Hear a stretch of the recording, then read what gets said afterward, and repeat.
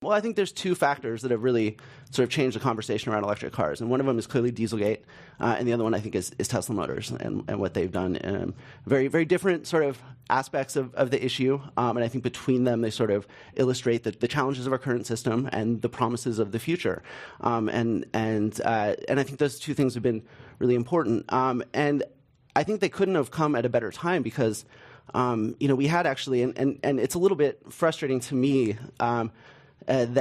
so there's not as much understanding around this, but even before Tesla, when Tesla was still a tiny little startup making very few little roadsters that were very expensive and very few were ever made, Carlos Ghosn, who was the CEO at the time of Nissan and Renault, two giant global car companies, invested billions of dollars. About $5 billion. About $5 billion, yeah.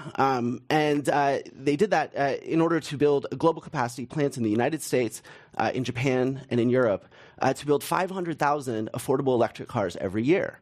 That was a historic gamble by a car company. It's one that, frustratingly, very few people know about and understand. And unfortunately, how that played out is that they invested in the capacity of about 500,000 cars a year, and cumulatively, since the Nissan Leaf debuted in 2011, I think they just recently crossed about the 300,000 unit mark.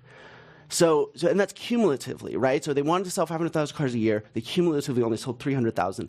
In the auto industry, it's a capital-intensive and low-margin business. And what that means is that overcapacity is what kills car companies.